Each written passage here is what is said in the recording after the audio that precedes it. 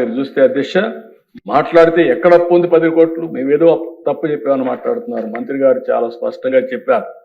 నేను ఇప్పుడే చెప్తున్నా, మీరు చూస్తే అధ్యక్ష గవర్నమెంట్ డెట్ 4,38,728 కోట్లు. పబ్లిక్ అకౌంట్ లయబిలిటీస్ అంటే ఉద్యోగస్తుల డబ్బులు కూడా మొత్తం వీళ్ళు తీసుకొని వాడేసే పరిస్థితికి వచ్చారు. 80,914 కోట్లు. కార్పొరేషన్స్ డెట్ 2,48,677 కోట్లు. సివిల్ సప్లైస్ లో అప్పు 36,000 కోట్లు. డ్యూ టు పవర్ సెక్టర్ లో వాళ్ళకి ఇవ్వాల్సింది 34,267 కోట్లు.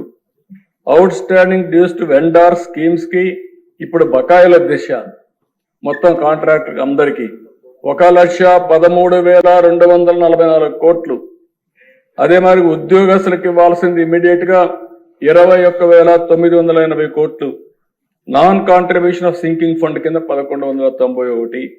ఇవన్నీ కలిపితే 9,74,556 కోట్లు ఇప్పుడు తేలిన అప్పుడు. ఇంకా తవ్వితే ఎంత వస్తుందో నాకు తెలియదు. నేను ముందే చెప్పా, ఓసారి దివాలా తీసామంటే అందరూ వస్తారు, మాది కూడా ఉందని. కానీ అది చెప్పడం లేదు కాబట్టి గుమ్మడంగా ఏం చేయాలో చేసే పరిస్థితికి వచ్చాం.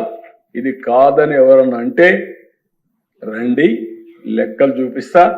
ఆ లెక్కలు చూసిన తర్వాత గుంజీలు ఇస్తాను.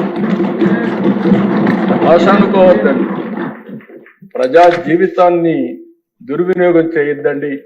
పిల్ల చేస్తవద్దు. లెక్కలు లెక్కలే. ఈ లెక్కల్ని ఎవ్వరు ఏమీ చేయలేరు. గవర్నమెంట్ దగ్గర మీరు అకౌంట్ దాచిపెట్టారు.